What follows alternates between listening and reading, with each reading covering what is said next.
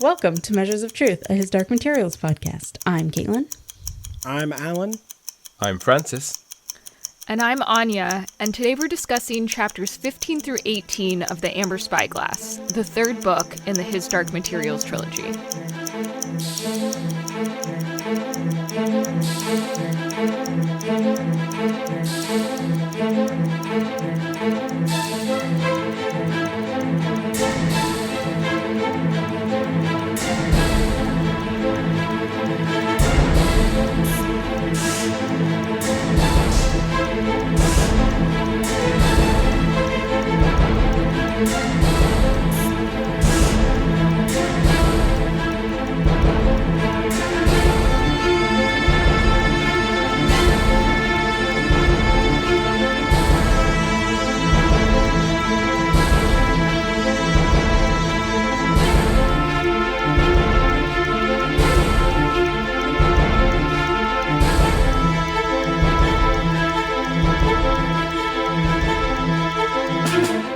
Starting with Chapter 15, The Forge. Will and Lyra help Yorick reforge the knife. Yorick gives each of the children advice, and he is unsure if he has done the right thing. Very unbear-like of him. The Gallivespians discover that Will and Lyra are not going to help Lord Asriel. Surprise, surprise. Will tells the Gallivespians they can follow him into a new world or be left behind. They all leave together. In Chapter 16, The Intention Craft, Mrs. Coulter is held captive in Lord Asriel's fortress. I nearly said forest. Totally different. That would be the best place to be held captive, I think, personally. As he meets with his top generals. She tries to convince them that she is trustworthy while she learns about their operation. Later, Lord Asriel tests his newest aircraft, the Intention Craft. Mrs. Coulter asks him how it works, then steals it. The Gallivespian leader, Lord Roke, rushes into the machine before Mrs. Coulter escapes. Lord Asriel explains to the rest of the leaders there is nothing to worry about because she'll become their spy in the Magisterium. Of course. And they also have better versions of the Intention Craft ready to use. In Chapter 17, Oil and Lacquer, Mary talks about her scientific work with her Mulefa friend, Atal. And Atal recognizes Mary's shadows as Sraf.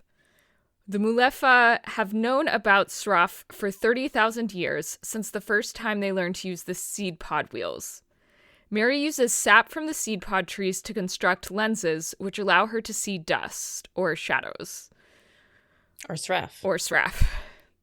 Atal brings Mary... It's like Tolkien up in here. I was just going to say. 4 names for everything. Atal brings Mary to Sadamax, an elder Mulefa, who tells her that their world started dying 300 years ago, and he hopes Mary's ingenuity can help solve the mystery of why. Chapter 18, The Suburbs of the Dead. Lyra tells the Gallivespians about her plan to go to the world of the dead. They don't believe there is such a world, but commit to following the children. Will opens a window to a world with a farmhouse, and they all go inside. The farmer is dead, and Lady Salmakia sees men with weapons coming their way. Will opens a window to escape, but senses a new opening he can make. He opens a window to a world that looks the same as the farmhouse, but the farmer appears to still be alive. The window resists all of them, but after passing through, they discover the farmer is a spirit. On a nearby road, many spirits are traveling. They join and eventually see a town in the distance. It's funny, you can't see this because we don't have video, but as I was saying the word Sraf, I was like, I had to do the left arm sweeping motion. I was going to ask as a joke, so I'm so glad you said that. Yes. That's funny. No, I mean, it's a real conlang. You gotta speak it the way it's meant to be spoken. Precisely. Are there any languages that are like that? Well, so there's sign languages and spoken languages, but there aren't any languages that have both spoken and signed components. I would say not officially, but there is a lot of hand gestures and other gestures we make when we talk that do convey meaning. Are we allowed to say Italian? I'm not gonna lie, I was maybe thinking that, but or at least that's what sparked the idea in my head. But there are other things also. We do have a lot of body language involved. Yeah. It's why things like Zoom meetings, particularly with no cameras, are actually much harder because it's hard to tell someone's intention, and it's hard to tell someone's, pretty much anything except for their tone of voice. It's why text is even worse. Yeah. And why emojis are so good. Why emojis are good. Yeah.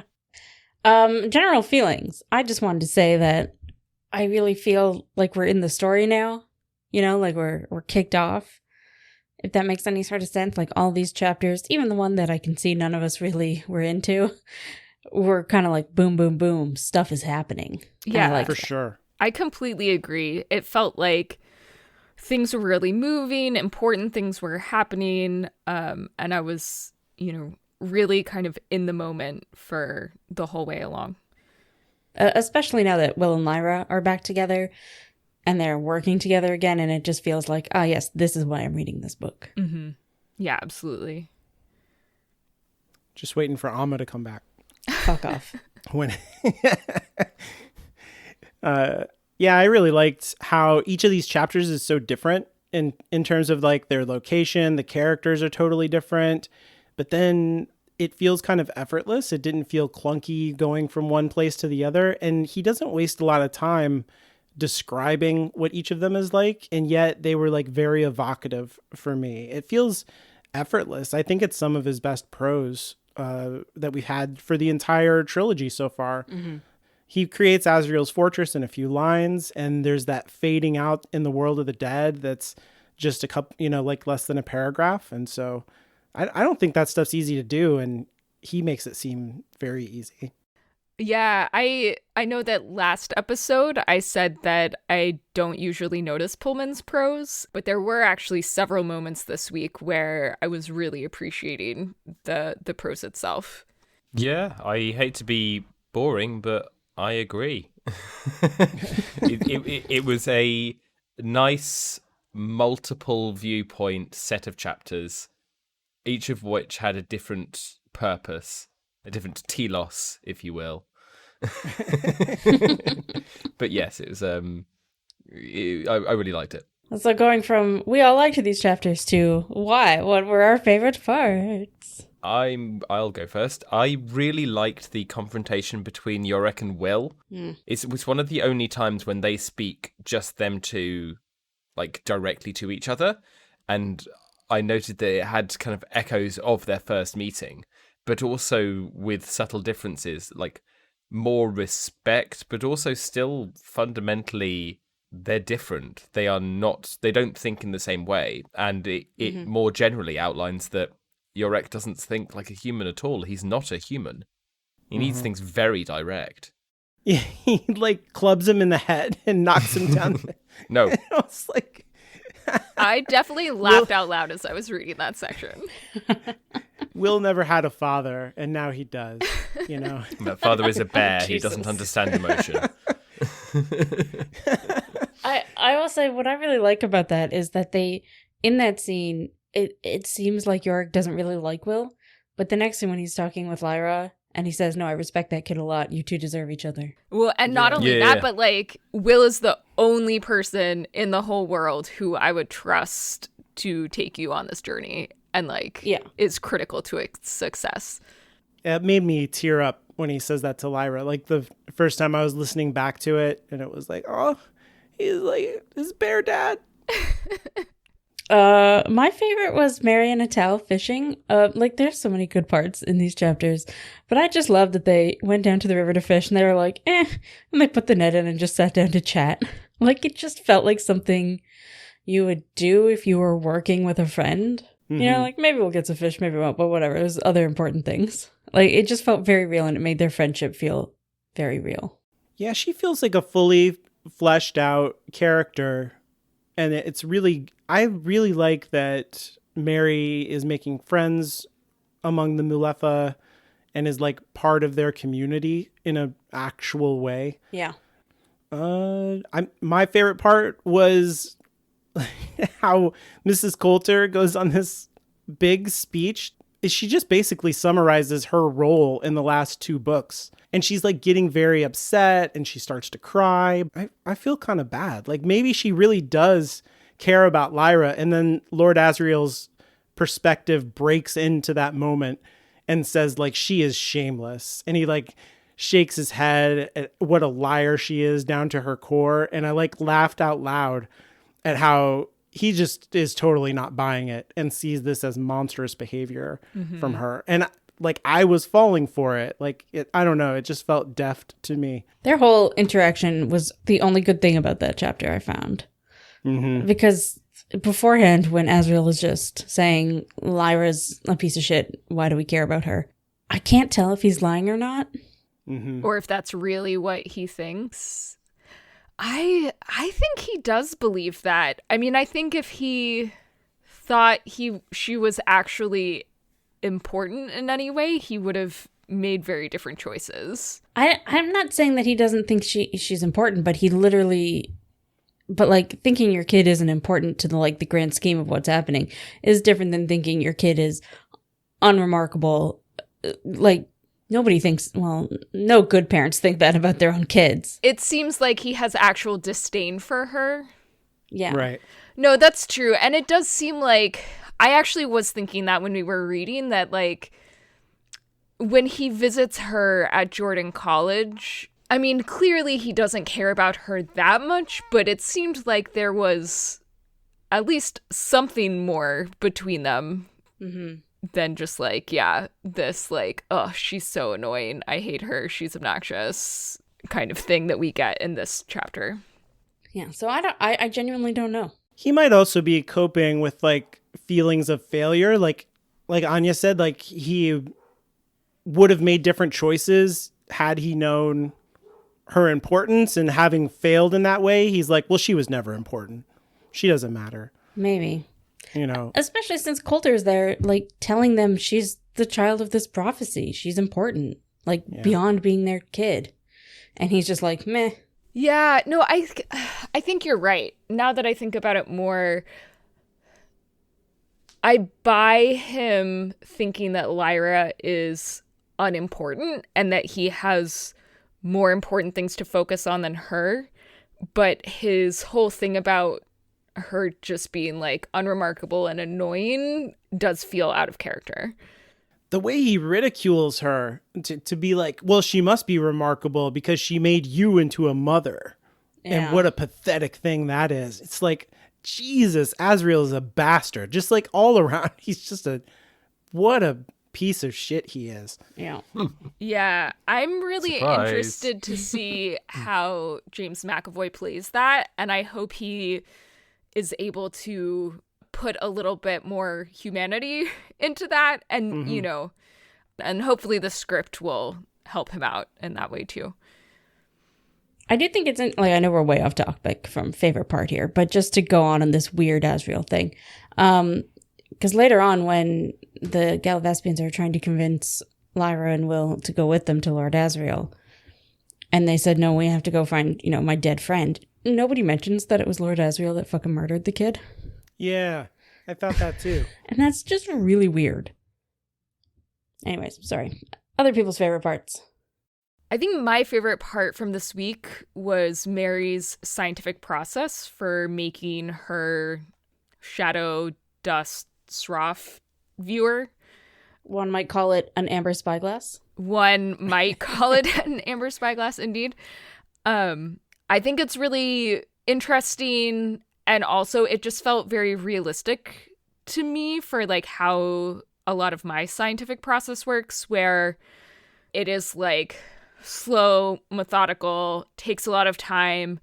A lot of discovery happens by coincidence or happenstance, like the oil on her fingers, getting on the lacquer varnish thing, being the main breakthrough, and also like her having some of her best ideas where she's not actively focusing on it. Like you kind of focus on things for a while and then go away. Like I feel like I have some of my best scientific ideas while I'm in the shower. It's always like your brain kind of like solves it once you actually shift your attention to something else. I could go on about shower thoughts for like 20 minutes because I honestly think there's something, for me, it's not even in the shower. It's when you just have your hand under the water waiting for it to be the right temperature. I've had my most like thought breakthroughs right there. Or when you're trying to get to sleep. And then Yeah, you're like, that too. oh, damn it. Now I know how to solve the thing. And there was also like one quote in particular that stood out to me where Pullman says, Mary could begin to experiment, or rather to play, since she still didn't have a clear idea of what she was doing. And I love that idea of being a scientist as play, because I think when things are really going well, that's absolutely what it feels like. It feels like playing and fun in a way. It's also an interesting look, and I know, like, in a very low-key way, about how somebody might feel about doing science when there's no money involved. Mm-hmm. You know, she's just like, I'm going to do this thing. Everybody's like, okay, we'll give you whatever you need. Yeah. And she's not, like, trying to get money, or she's not, you know, it's not a capitalist thing. It's just, let's figure it out. And they're like, yeah, what do you need? Yeah, she's not worried about, like, how is this going to play into my next grant application or whatever. Exactly. And things like that make me, and I'm sure you way more than me, really upset about, like, all the scientific things we've missed out on because people were worried about how this was going to make them money. Yeah. Which is a legitimate concern, and I understand that, but you know what I'm saying. Yeah, yeah. I also really liked the ghost worlds. This is my second time reading through, so my first time reading through and kind of knowing where things are going. This all just, like, really worked for me in a way where I think I wasn't quite bought in the first time. But the whole description of the world of the dead, the visual description of what it looked like, the parallel kind of world thing, the demeanor and like characterization of the ghosts, it all just it really worked for me. And there's also something just very funny about the chapter title, Suburbs of the Dead. Can you imagine, like, the HOA of run by ghosts? The HOA of the dead. Exactly. The HOA of the dead. That's the real nightmare. Yeah. So our least favorite parts, I really enjoy that basically all of our points start with the word Azrael. Oh, yeah. Mine starts and ends. As it should. Yeah. In the Azrael chapter, you know, he has Mrs. Coulter tied up to a chair, and then she, like, wants to stay but doesn't want to be tied up, so he unties her. And then she, like, does her whole lying about being a mother, or not lying, I don't know, whatever you want to interpret that as. And manipulates the others into wanting her to stay, and then Azrael's like, ugh, now I really don't want her here. But then at the end of the chapter, bringing her along was, like, his whole plan, so that she did steal the thing and go back to the Magisterium to be a spy for them. Yeah, it's really weird. But he wanted her to send her away. But he had a plan. It's like he couldn't just ask her to do that. Like, he had to make her think it was her idea. I mean, I understand, like, the best way to get a manipulator to do what you want is to manipulate them. Yeah. Make it their idea. Yeah. Well, yeah. But it just really bothered me how he really literally thought to himself, oh man, now I would send her away, but I can't because they want her to stay. But then it turned out that he had a whole fucking plan all along that involved her being there. Like, it was just piss poor writing. Why have that line there at all? Yeah, it doesn't feel like it's his plan. It just feels like that's what he says. Maybe. I definitely didn't interpret it as he had that plan all along. It was basically he was just, like, rolling with the punches and saying, like, okay, this can work for me too. But he is also right, because we do have insight into Mrs. Coulter's plan via the narrator, and that is her exact plan. So, like, it is very weird. Like, the thing that Caitlin is pointing out is, like, it's a little too neat. The last time we saw Coulter and Azrael together was at the end of book 1, and that seemed to be the first time they had seen each other in a long time. So, like, yes. Given that they do have unspecified interactions later in the book, I think it is kind of setting up their dynamic in a way where, like, if we hadn't had That's this fair. moment, we would have just had to have built in that characterization later on somehow, or, like, it wouldn't have felt as natural. Yeah, I agree with that. I found Asriel in this weirdly unlikable. And that's not that he's not usually unlikable, because he is usually unlikable, but here he veers into villain in a way that he doesn't usually do in the rest of the books. Yeah. Like, I know it's kind of the point, but it feels like it goes from like he always has a reason behind a lot of what he's doing to some fairly arbitrary things which feel like, ad hoc and on the fly. And I think that it wouldn't necessarily be like that if they explained, I guess, where it was going, what his thought was. Usually he has a purpose. He has a reason for doing all the things he does. He's incredibly clever, and he uses that to know the endpoints for where things are going. But here he doesn't. It all feels like he's flying by the seat of his pants, and he's just... And then, again, we get this fairly post hoc sort of explanation. Oh, well, I totally meant for that to happen. It's like, did you, Asriel? Though, did you? Yeah. We do kind of get some valuable insight, now that you said that, into the way that he runs his organization, that I did appreciate how equal everybody seems to be at the table. King Agunwe, the African forces leader, and Lord Roke seem to be like, they all seem to be treated as equals. And when he asks for the king's advice when it comes to Mrs. Coulter, like, he listens to them and ultimately does what they want. So yeah, like, it's still written as Asriel with all of his ideals. Yeah. It's just that it feels like this.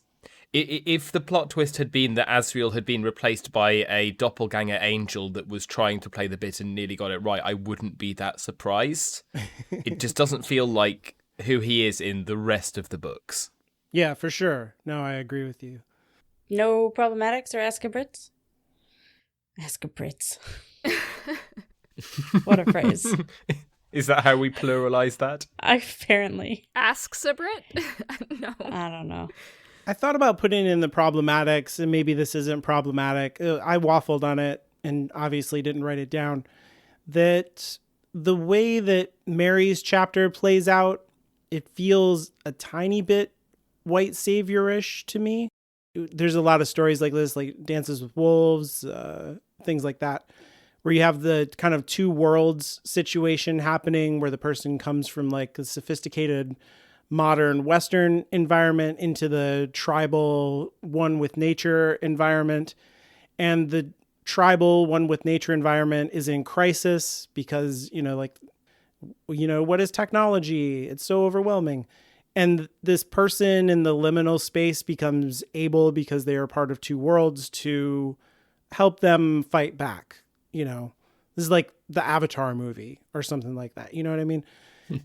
and it's problematic in a lot of ways, because it's like condescending and paternalistic to indigenous groups, like, you're not sophisticated enough to understand this and things like that.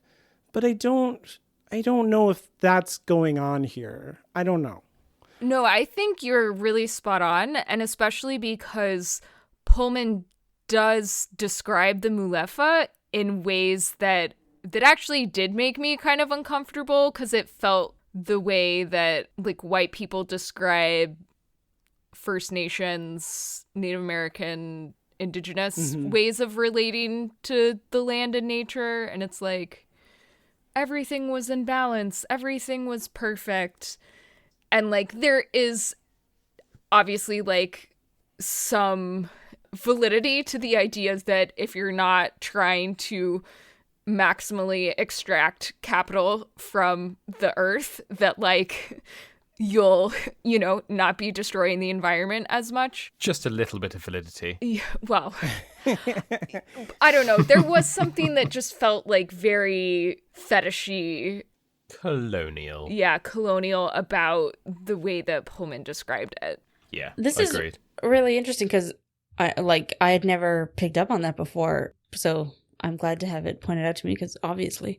But I think I never picked up on it because he does make an effort however small, to describe the Mulefa as like their own culture, their own technology, just different, not worse or better, but different.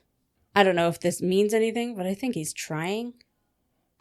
No, I think he is trying. I mean, I think the language that he used in itself wouldn't be that bad, but it's like that in combination with the white person, save us, we're not going to help, it's not going to be a collaborative project in any way. Like, we're just going to let you with your superior whatever fix things for us. Yeah, your ability with technology. Too bad they didn't cast a Chinese woman. Yeah, too bad. This would have helped. But I do think this is like an intentional theme on Pullman's part. Not so much the construction that I'm bringing up, the trope of like the white saviorism, but the tension between technology and the environment. I think that's intentional to portray people who are living in a more naturalistic way, who are the ones who are having the main fallout from this, and not places like Lord Asriel's highly industrialized world. Like, they're not suffering, from the catastrophic effects of the portal that he opened on his own homeworld. Right, yeah. I'm not going to spoil anything, but when you look at the whole book and where this particular aspect of it goes, I think it diffuses this problematic element that I'm talking about. Because while Mary is important in that, she's not fundamental in the way that the Mulefa want her to be, or that she would be if this was a more Dances with Wolves Avatar type story. That's true. Another thing that you mentioned that I also really love is that, like, Azrael's there building his whole fucking army, and he doesn't even seem aware that dust is a thing that he should be thinking about. Which true. Is hilarious, since he was the one who first introduced it to the story. Yeah, what's with that? Now that you say that, that is weird. Science. So I had something for science, yes. I just got interested in when they are reforging the knife. Mm-hmm. Lyra is sent off to find some stones and then heat them by the fire in order to basically inhibit the reaction of oxygen with the hot metal, which is something that we do. Not so much in forging, but in welding, which is functionally kind of what they're doing. Right. It's a bit weird. So what we'll often use is something called a shielding gas, usually a inert noble gas like argon, krypton. You could use. You say we like you weld all the time. Helium. I don't. I've actually never welded. I would love to weld, but I've just never had the opportunity. One would use. There we are. Is that better? Yeah. You will use, because you're going to be welding now, yes, dear listener. A shielding gas to stop the reaction of oxygen in the air with the hot metal, which would weaken the structure or otherwise somewhat degrade the quality of the weld. Now, the question here is, what sort of stone would Lyra be heating such that it would release a shielding gas?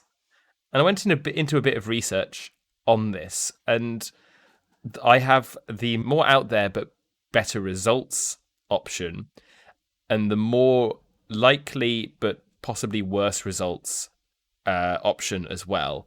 Bear in mind that realistically, again, we don't tend to use this in forging because it's quite hard.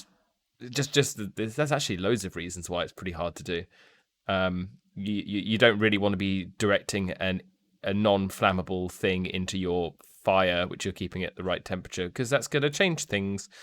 And also it's a big old waste of gas. I was also wondering about, so these rocks are releasing enough gas to shield the metal in the knife, but also not enough to crowd out the oxygen in the air that they're breathing, several I mean, very they're close already by. burning a really hot fire in a cave.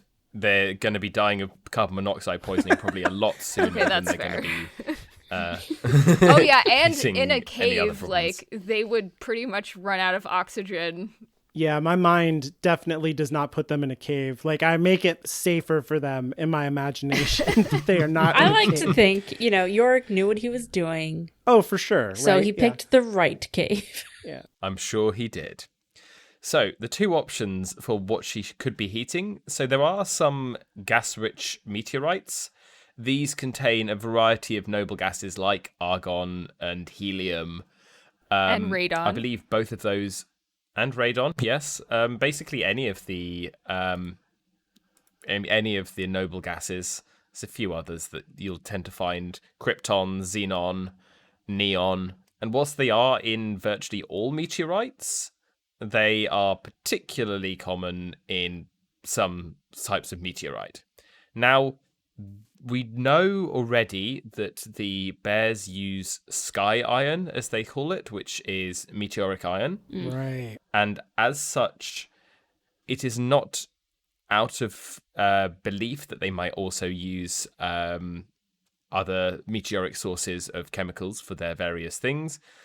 But in general, I don't think gas-rich meteorites are all that common, and I really don't know how you tell that it has that amount of the requisite amount of gas in it for it to be worth it.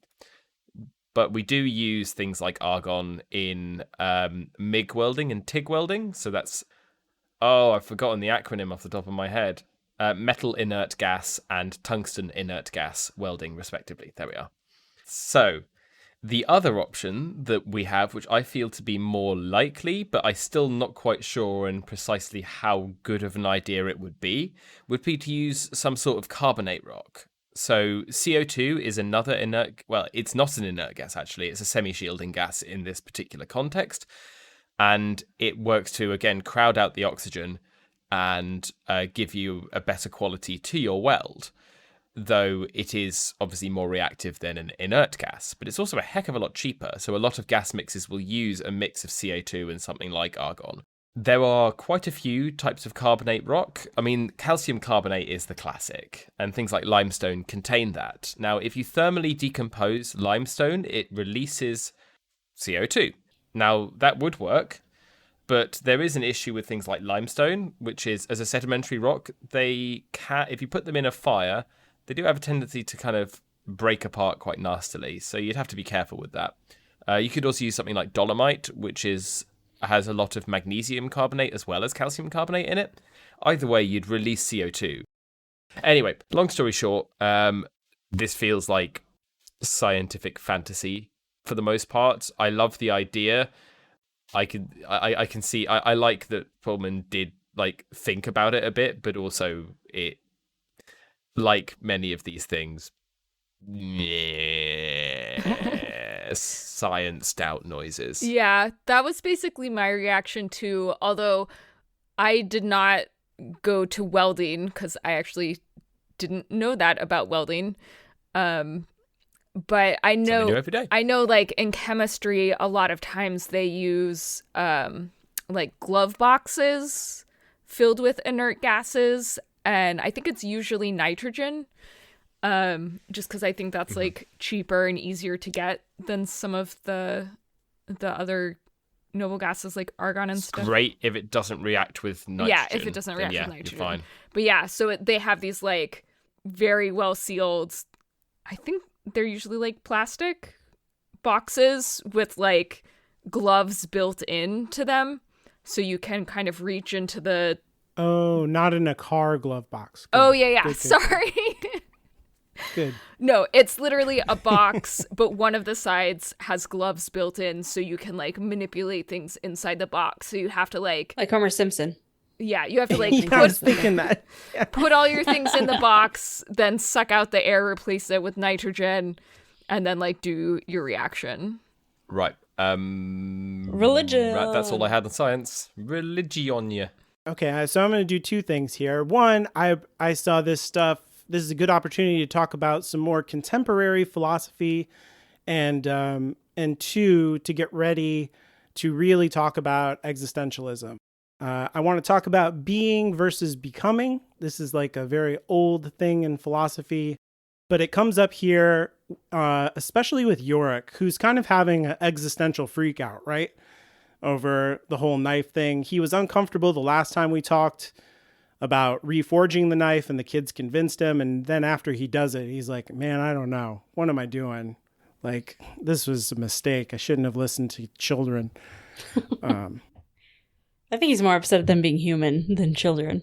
Yeah. And that's the thing, right? Because in philosophy, the philosophy of being is kind of everything that we've talked about so far. Everything is kind of a fixed category. There's humans, there's bears, there's knives. These are distinct things. They have inscribed essences. They can't be changed. And then the degree that any individual deviates from their inscribed essence is like how good or bad they are at being, you know? And so that's why Yorick is freaking out. He's not being like a bear. And so he's I'm being like a human. That's not good. I shouldn't feel doubt. Then you have, on the other hand, the philosophy of becoming. And this is, if you take the 20th century version of it, this is called process philosophy. And this is about kind of a flow of associations. Things are always changing. Everything is in relationship to everything else around it. And all of those things that have a relationship to each other are also always changing all the time. Okay. And so in this example, when they're reforging the knife, Lyra is doing a job, Yorick is doing a job, Will is holding the knife with his mind, and they're all like as one group doing this thing. Like even the knife is participating, even the forge is participating in this process of reforging. And so all of them together are doing it. In the being philosophy, this was kind of the teleological stuff that we've been talking about. Change is bad because, in exactly the way Yorick is talking about, right? Anything changing is bad because things are what they are. And so to deviate from that is the definition of wrongness. But for philosophies of becoming, fixed categories are a misunderstanding of reality. You're like not understanding that things are dynamic and that you've just plucked out a particular place, time, and object from the process and flow of reality and said like, this is a thing, this thing that I have plucked out, this is like essential and inscribed. And it's like, no, like that is just a part of the flow and process. So you think of like the difference between creationism and Darwinism, right? Creationism says that God made dogs and he made cats and he made birds. And Darwinism says, well, they have just kind of like branched out from bacteria and stuff like that. So this is process philosophy. It's more modern idea than the being teleological philosophy. If a tree falls in the woods, does it make noise if there's no one there to hear it? Yes, because noise is just molecules of air being compressed and expanded in waves. Is that true, though? You think that sound is the perception of the pressure changes? It is just pressure. It is indistinguishable from any other sort of pressure. Now, if pressure interacts with your eardrums, then it is sound. But if it does not interact with your eardrums, then it is not. Good. So Francis has just explained the process paradigm of the way of interpreting the world, where exactly what you said, that the wavelengths need to interact with the mechanisms, the biological mechanisms of your ear, the associated neurological connections in the brain. And then those are interacting with the kind of word that we have that signifies that entire event of sound and the concept of sound. And so that all of those things participate in the answer of no, there is no sound if there's no one there to hear it, because sound is a process that requires a network of actors. And that network of actors includes abstract ideas like the concept of sound, the word sound, as well as physical mechanisms like the wavelengths of air and the biological mechanisms in your ear. So that's what a process philosopher's answer would be, that there's some social construction happening, as well as biological, as well as objectively physical things that are not alive involved in making sound. Like, remember when Yorick talked about the knife having a will? That is kind of like this process philosophy. Like, it is a participant in the interaction of using it. So a part of process philosophy is called actor network theory. And like I've already said, in the forging, you have all of these different actors in it, and some of them are non-human actors, like the knife, the forge, the rocks that Lyra is using. The point being that in actor network theory, actors, quote unquote actors in the network, can be and often are non-human and can even be non-corporeal. So they can be ideas, memories. And I bring this up just to lay the bedrock, like I said, for things that will come up later that fit so exactly with things that happen in this book that I find it startling. So I just want to be able to talk about it, and it would take too long to do it like all at once. And these chapters provide a good time to do it because we have the construction of the Amber Spyglass, we have the intention craft, and we have the reforging of the subtle knife all happening in the same place. And they all are very similar in that they have these non-living artifacts that are having a kind of participation in the process, it feels like. Ooh, that's so interesting. I never thought about all three of those things like in the context of each other. And it makes me really glad that we read this chunk of chapters together because, I mean, we are kind of doing it arbitrarily based on like page numbers. So like we could have, in theory, had two and then the other one separate, but they did all land together. There's an alternate world where that happened. How did that happen? Because it was teleologically determined. It had to happen that way.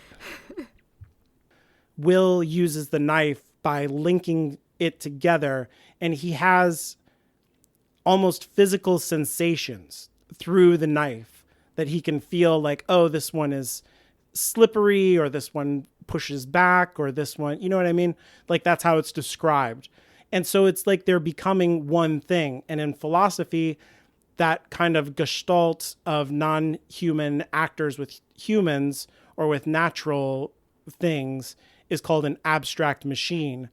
And in actor network theory, that would be one actor because they're together. Even though it's Lyra and the alethiometer, or it's Mary and the Amber Spyglass, or it's Mrs. Coulter and the intention machine, in the network which in they're operating, they are one thing, if that makes sense. Like Mrs. Coulter and the intention craft are running away from Lord Asriel's fortress as a thing themselves. That's how they're acting in the network of, changing flow that's happening in that process. Same thing for Lyra telling, the alethiometer says to do this, and Will uses the knife to open the world of the dead. They're one actor together. And it's not the knife doing it. It's not Will doing it. It's them together doing it. This is why the Gallivespians can't simply steal the knife or kill Will. They need both. And they have to agree with whatever the plan is. And if they don't, then tough luck, right? So that's what abstract machines are. If you understand what I'm saying there, it doesn't have to be physical things.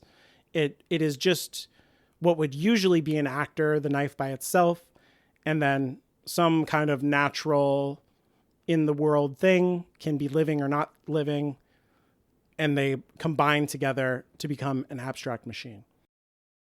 So I do a bit of work in network theory, though not in this side of network theory. I apply it to traits. I'd be interested to look further at how specifically the kind of contemporary philosophers working on this perceive it, because it kind of feels like it basically feels like you end up with the idea that it's a complex system. You can arrive at the idea that reality is a complex system very easily by a lot of different ways. For instance, you can say that if you can observe a complex system within reality, as such, the reality must be more complex than the complex system within it. So a sort of encapsulation argument. And as such, the reality must be a form of complex system if the thing inside is a complex system. Right. If you follow. Yep. So, if we can then say, okay, so you can show a complex system as a network. Yes. Okay. But what do you get out of it? It's interesting. I don't disagree with it. In fact, I fully agree with it. I think that it is I fully agree that that reality is a complex system, but I don't know what that changes. So the reason that I'm bringing this up specifically is because the guy who came up with actor network system, that the kind of thing that I'm talking about in the 1980s, specifically came up with it because he felt that the reason that we're having a lot of problems with the way that capitalism interacts with our world environment is because of the inscribed way of thinking that things are fixed and have essences, and that some things are abstract and some things are physical, and that there is not interaction. There's kind of a dualism there of abstraction and physicalism, and the effects that thinking that way creates unintended effects that the actor network theory accounts for and predicts, and would help us to fix the problems that we're having in the environment. And this is part of the reason why I bring this up, is because later what it predicts and how it operates is going to, like I said, fit so perfectly with what is happening in the book around the relationship between technology and the environment, that it's like startling to me. The thing that you get out of it is it models the interaction between our culture and climate change in a startlingly predictive way, which this book worries about. It's even worried about it in these chapters, I think. Process philosophy is really important in existentialism, to understand yourself as a process and not as an inscribed being, that you have a constant need and potential for change. Existentialists, when it comes to the problem that Yorick wrestles with between being and becoming, one of the most famous existentialists in the 20th century was Simone de Beauvoir. And she had this quote that I thought was like kind of nailed it perfectly, where she changed from being a being. She was on the being team, but she changed to the becoming team. And what she said about that was, I tore myself away from the safe comfort of certainties through my love for the truth, and truth rewarded me. So for the existentialists, it's important that you realize that you're always a process. You're influenced by ideas, things, and people around you, and you're never finished becoming yourself. So in Buffy terms, we're always cookie dough. Always cookie dough. Never cookies. You're cookies when you die. You go to the suburbs of the cookie dead. I'm so hungry. So that is the end of religion. Forever. Forever. All right. Any other notes? I say seeing all of our notes. We do have a lot of notes. The bear. The bear is non-human. I think of him as a person. That's a big old maybe question, one isn't of it? my pet peeves about the whole book. Is that he's not a person? Is that the bear is not a person, yeah. Yeah, but what's going on here? Like, maybe he is becoming a person or something. But he says He he's does not have a personality. He says he's not a human. That doesn't mean he's not a person. Or does it? No, How do we define person? well, because it's like the Mulefa. Does he Are they people? does he Yes. attract dust like That's a the whole Mulefa? point of Mary there. Yeah, yes, yes. This is the question, though. Is that how we define people? He says he doesn't have a soul, though. I don't know. Like, if they make armor and such, they would attract dust. Yeah. Yeah. No, A that's what bear's soul is its armor. That's what I Well, think. I yeah. think they're on the cusp, is what I feel like. You think they attract dust like a child, but not an adult, maybe? Because, like, Yeah, like sorry, they're you think right. they're on the tools. cusp of having a soul? Yeah, I think they're on the cusp One of day, like whatever- Pinocchio, they'll earn it? Like, what? Well, there was a point we find out where the Mulefa did not interact with dust. We know that this was true for humans, so it has to happen for everybody at some point. And I don't think that like using tools and having language and understanding things aren't necessarily like mean that you have the same relationship with dust that the humans do. I think that him feeling doubt and stuff is like the dust is starting to bond with him more closely. I don't know. I feel weird about not thinking that they're people, but I can't necessarily discredit your claims. I think of them as people. First thing that I found just funny was Mrs. Coulter saying, "A fine sort of spy I'd be to ask you so transparently," when talking to, was it Lord Rogue? I think it's King of No. Gunway. Yeah, I think it's a good Yes, way. King Gunway. Yeah, so she says that, and I was looking at it, I was going, well, yes, that's pretty much how most spying works. Like, it often, and especially the sort of stuff that she's doing, which is very much based around her charm and charisma. Yeah, absolutely, should just ask straight out. Play the innocent card, all of that sort of thing. Yeah, absolutely. And it feels very, very naive that he wouldn't be like, yeah, I know, so piss off. I think the point You're between obviously a spy. I do think the point between their interactions is that she's ensnared him.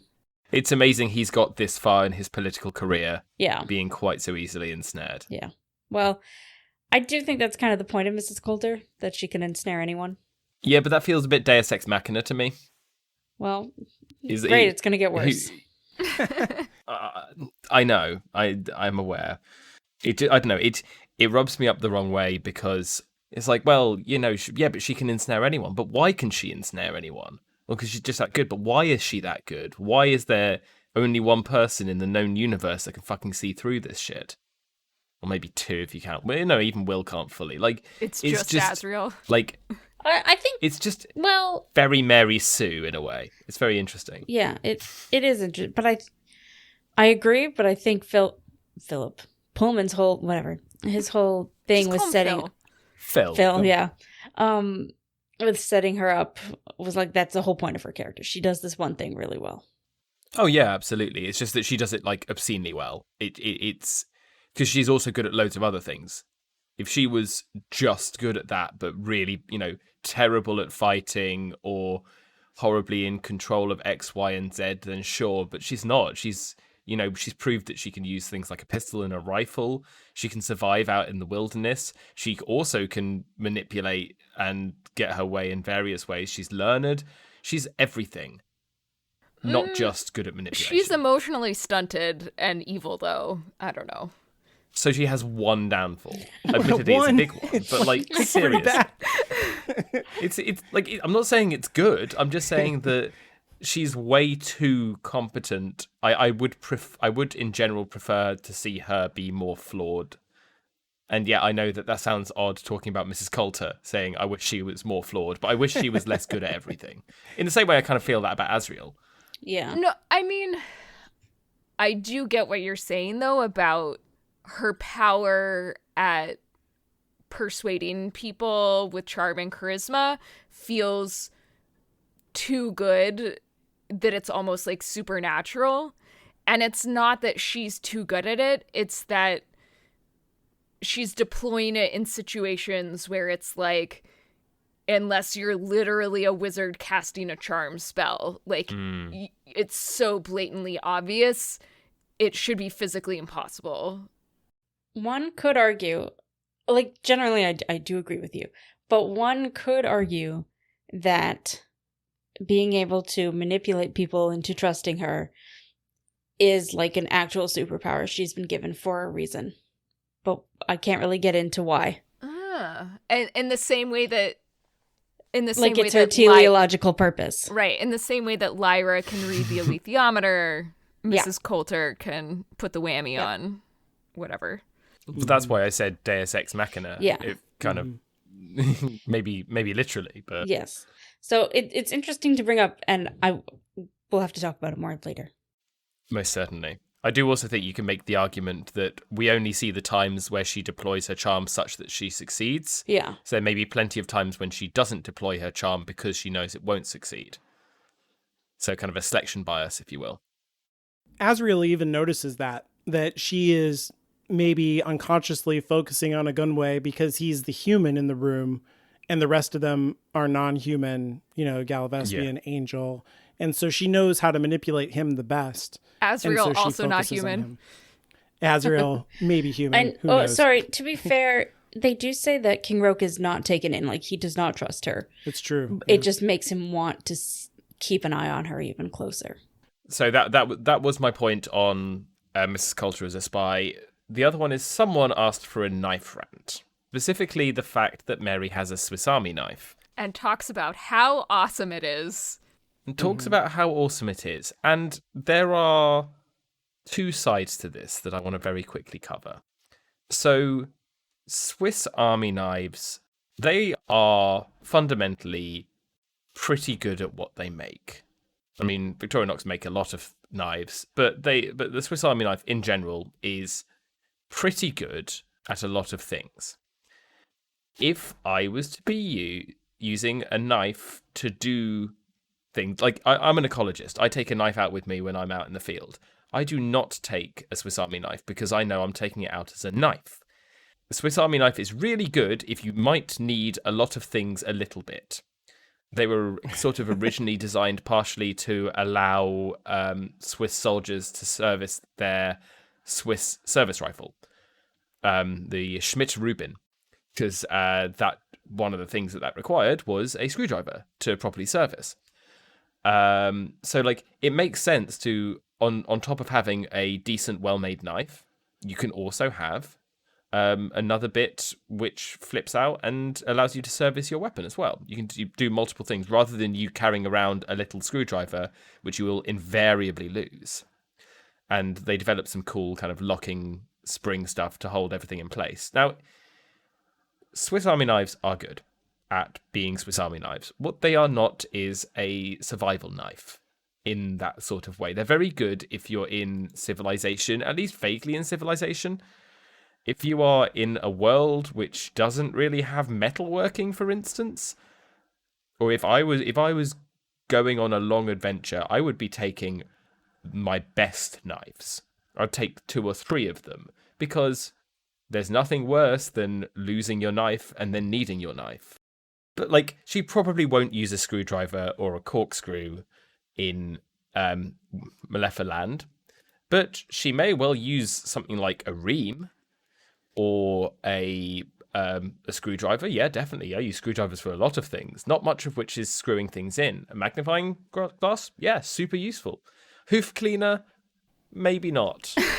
But, like, wood saw? Well, it's a crappy wood saw. Seriously, if you've ever tried to cut wood with a wood saw on a knife, it's awful. But I'd rather have that than not having it. Wait, what's a ream? A ream is for making a hole bigger, usually in metal. Okay. It's also just a thing to point out that Swiss Army knives have had really good advertising. So if she's somebody who doesn't do a lot of field work type stuff, she would just think, yeah, this is a good thing to do, to bring. Yeah, I mean, also, if that was what I had, I'd fucking bring it. Of course I would. Yeah, a Swiss Army knife is certainly better than no knives. But I was just, like, sitting there imagining her trying to chip away at the wood with a Swiss Army knife and being like, oh, that is not the tool I would have brought for that job. I do really A love, decent fixed blade would be nice. like, absolutely love that as soon as she was finished it, somebody was like, why don't you just do this? It's way easier. Yeah. With the acid. Yeah. Yeah. So good. That's exactly how that always goes. Yeah. It makes you wonder why Yorick didn't include like a corkscrew. I mean, they're fixing the knife. Why not really fix it? You know? Subtle corkscrew. Yeah. When I was getting to the part with the intention craft and stuff, it was making me think about magic systems and kind of even Mrs. Coulter's whammy ability. I think sometimes could have dusty relations. I don't know. But it seems like the intention craft. Remember how Azrael was able to like summon children to his mountain because he really needed a child sacrifice? And that's never really like accounted for in the narrative. Mm-hmm. This seemed like kind of a mechanized version of that. It's like a machine that you put your intentions out there and then it just kind of does it, which is interesting to me that to like when you mechanize magic, when you kind of digitize it. I don't know if this thing has any kind of interaction with dust or if dust makes it possible. I don't think we'll ever get an answer on that. But they seem related to me. I would definitely say that dust makes it possible because it involves having to use your demon. Like somebody without a demon or with you know what I'm saying, their demon inside them. Right. They couldn't drive that machine. That's true. It'd be interesting to see if a child could. A bear couldn't do it. Because they don't have demons. But yeah.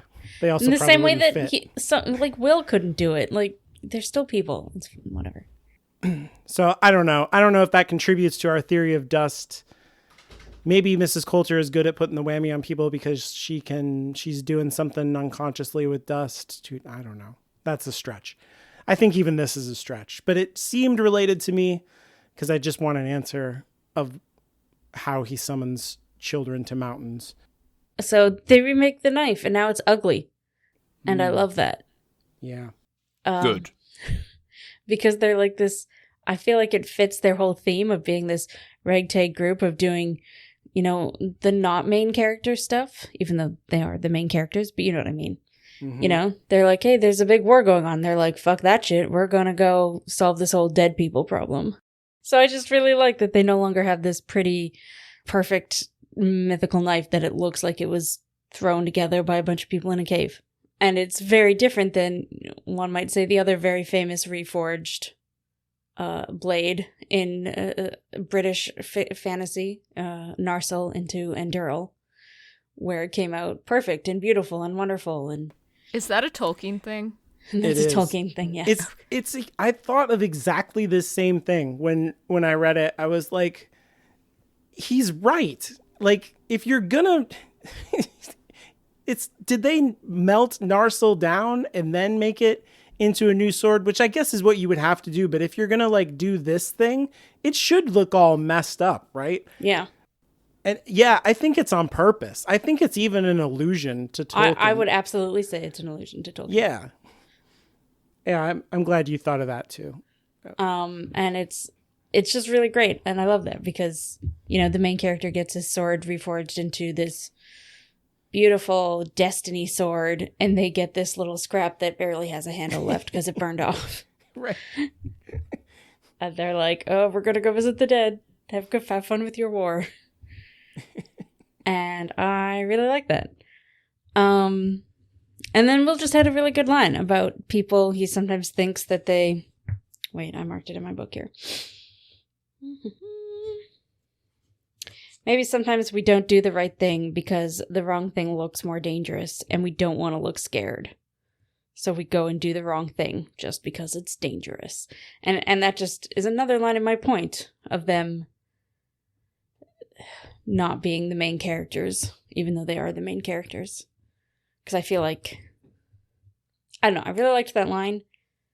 But it seems very like, I'm the main character in an adventure thing, and I'm going to go do this scary, brave thing. And Will's like, I'm not sure that that's the right thing to do.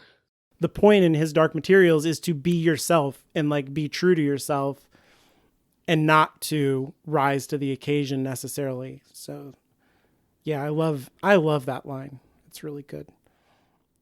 And then I've got, just the Mulefa's Adam and Eve story, or their version of it, I think is very interesting from many points of view. But what I love most about it is when you're reading it, you kind of think to yourself, man, they've got a cool little mythology going on there. But if you ever referred to the Christian Adam and Eve story as mythology, some people would be really angry at you. And I just liked how they told it and how he wrote it so that you could clearly see the parallels. Mm-hmm. Yeah, I totally agree. I thought that was really fun and cool. Yeah. I like how she's like, no, it's not literally true. Yes, exactly. That's my favorite. I love it. Don't worry. We don't think the snake talked to her. I also love that this world with like a completely different evolutionary tract than ours has snakes. Like, wonderful. Oh, but they're diamondback snakes, but literally. Of course. They're like, they literally have Oh, nice. That was I hate amazing. that. Alan, points to you for that. That was the only biology section of this entire thing. I love the involvement of the snake, and I love how, the wheels are connected with knowledge, and it's all tied up with dust. Like, it totally works. Knowledge. The best lubricant. Jesus Christ. They're all sapiosexuals, This is not sex ed class, kids. Don't take that to heart. Jesus. I would. Okay, I'm not gonna. I'm not gonna make any more further points on that. And then just before we get into Anya and I arguing in our notes, Ogdenway had this like little throwaway line about the world that they're in and said, "We're not colonists," because they chose an empty world to set up as the Republic of Heaven. And I'm just like, what an interesting line for Philip Pullman to include. Yeah. Mm-hmm. And specifically for like Azrael to give a shit about. Yep. Yeah. I think King of Gunway says that, doesn't he? Yeah, King of Gunway says it. Yeah. But like Azrael would have thought of it when he was setting it up. Yes. Totally, yeah. I feel like we could unpack that for hours, and I don't want to get into it. Just a really interesting line. So I guess this whole thing about the Mulefa, Adam and Eve story, and like the dust, and like revisiting that for the Mulefa as well, like the dust is much more strongly, attracted to adults as opposed to children. And like, I'm still just stuck on the idea of like, why and like what makes adults fundamentally different from children. And I know, Kate, you think this is like the whole point of the story, and I agree that that is the whole point of the story, but on some level I still just like don't get it as a metaphor. Like I was trying to figure out how to explain this, and like I think I don't buy Pullman's argument that children are fundamentally different from adults in some like binary way that has to do with like what makes us human. I think I think the way that Pullman uses dusk is kind of conflating like the difference between adults and children and the difference between people and not people in a way that like makes me uncomfortable. Obviously, like, there is a fundamental difference between adults and children in that, like, adults are mature enough and interested in sex and children aren't. But, like, sex is not what makes us human. I mean, there's other differences between children and adults. I know, but I just feel like, he wrote this whole book with, like, children protagonists who are fucking awesome.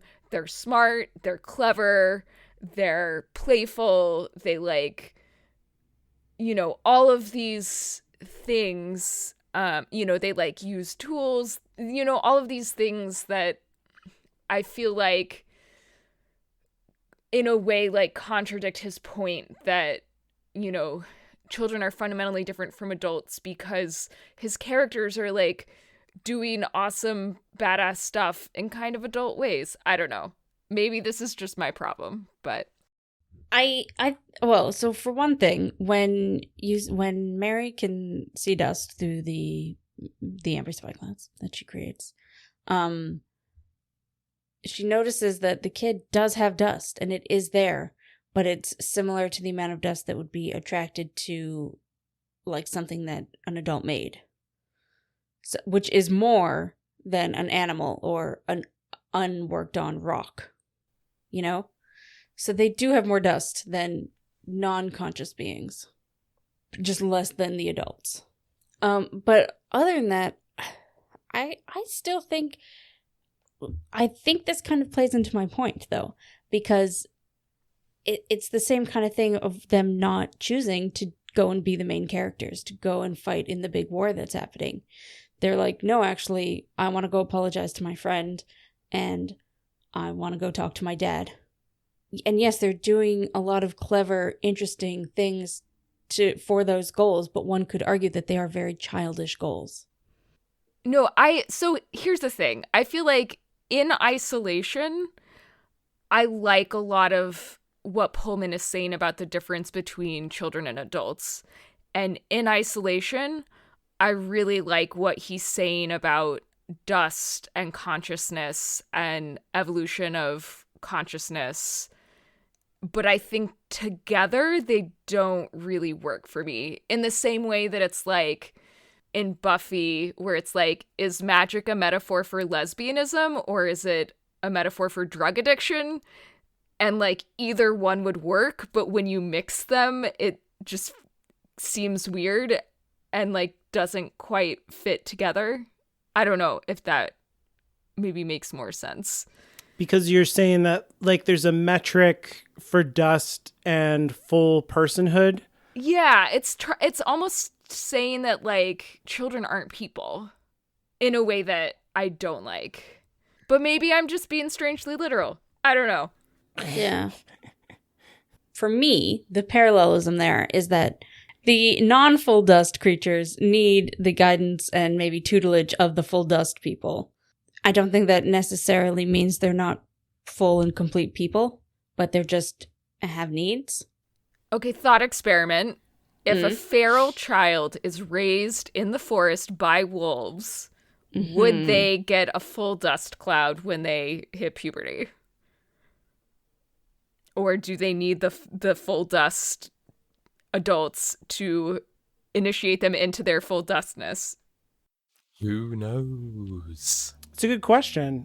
It is a good question.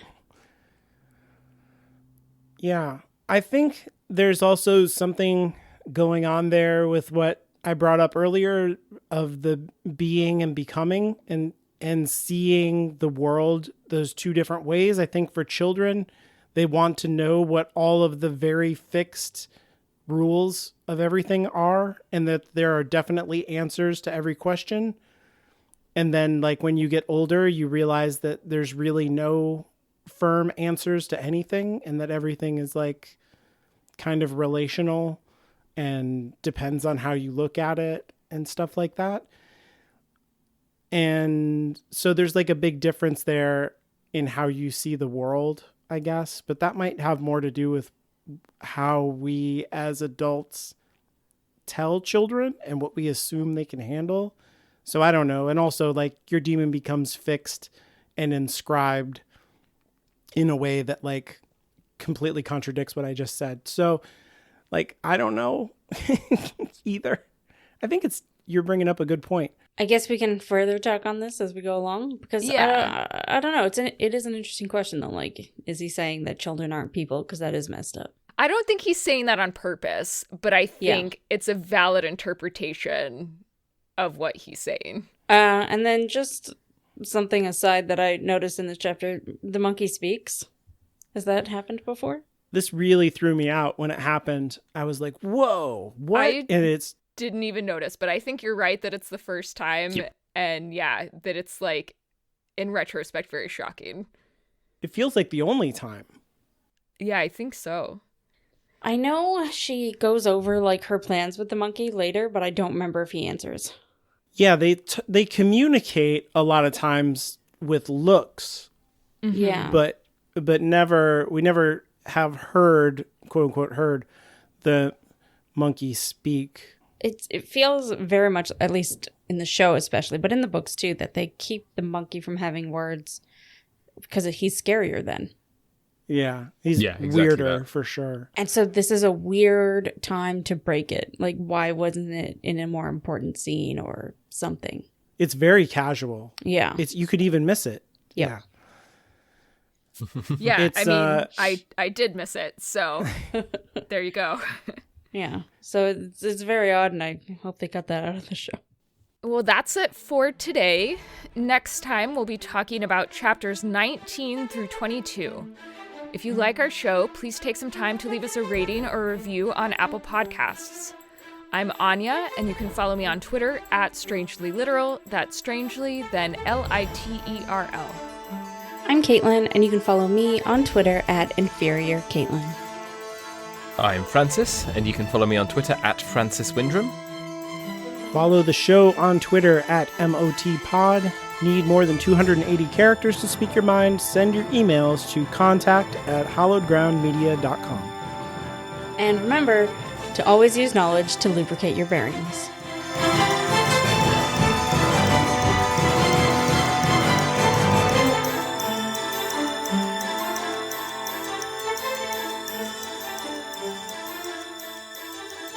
The one thing I know in Japanese is I can ask what time is it, which is... Good. Could you understand the answer? No.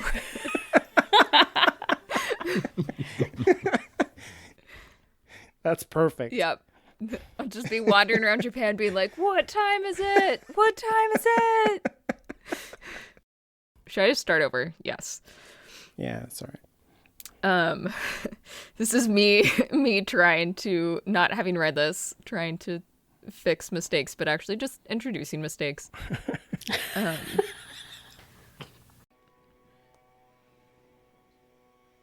Does somebody have I just music found- or cheering going on in the background? Sorry, You there's... may be hearing the wind. It's leaf blowing. I apologize. Oh. I can just not talk until he leaves. Let you guys Someone carry just the needs show. a noise gate. Yeah. Yeah, no, that's fine. What's her face is there? The angel. Zephania. Fandriel. You two just said two different things. Yeah. Wait, what did Alan say? Zephaniel? Is that her name? No, It's- I don't know. That was a link pasted in the middle of my shit. Yeah. Thank you for that, whoever is purple. That was me. That was just an errant click. Sorry. It was indeed. I was an trying to errant open a click. new tab.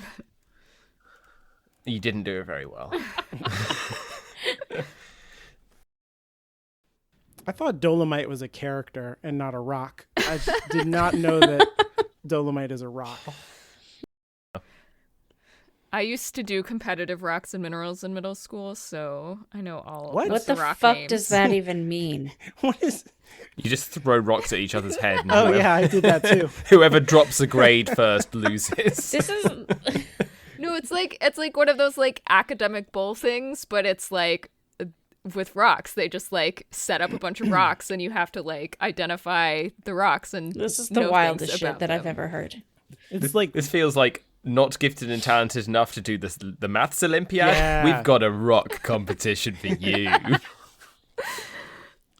And they're like, before everything, they're like, they play that for those about to rock. We salute you. I mean, they had like lots of different things. Like there was also like a astronomy one, so it was like competitive stargazing. Competitive stargazing. I mean, it wasn't guess at that's what night, so it birders was do. mostly like Please- they give you But charts. just and just you have to, examine like- that phrase. Just examine that phrase. And also examine it wasn't at night. What the fuck? But okay. I guess it is harder in the I day. love That's that. fair. I mean, I love that. They give you like pieces of paper you get your with the kids charts, and you go, and you have to like identify the stars and you stuff. get your kids as like, what are we going to do with these kids for 2 hours after school? I'll tell you what, we'll get them to look for stars using the telescope in the daytime. That'll fucking do them. Because they're more than the sum of their parts. Teamwork makes the dream work, as Plato said. Plato didn't say that. So I like that you felt the need to specify that Plato didn't say that. You need to put that next to a picture of Einstein. Yeah, good. But have him say that Plato said it, and then it's not my fault. Wait, so could everybody else hear what Kate was saying? Because she sounded like a glitchy robot to me. Oh, no. No, I could hear it fine. Yeah. And I think that was one of the smarter things I said today. I guess I'll just have to wait for someone to edit the episode together and listen to your reply. She completely dismantled your argument, and like it was crazy. True. That's not true. I literally could not hear anything. I you- said My internet that hear must there. the have rest just of us? crapped out for a second. Is everything? Can you hear everything okay? Yeah, now you still? sound normal. It was literally just while Kate was going on her Of long Interesting. rant to refute me. Whenever somebody else writes the and remember, I always just want to come up with my own that's better than all of them, but it never happens. You can. No, You're more than welcome to. I think I physically cannot. Like, I cannot think of one that's Like- better. Like as soon as is it Yeah. because we've made them that you can't? No, well, I Or don't know, maybe. did we just get all the low It's just hanging that- fruit? Yeah, you guys got the good stuff, that's what I'm saying. The ideas were in superposition, and then because the decision was made. What it really is you remember, and I forget until I scroll down here.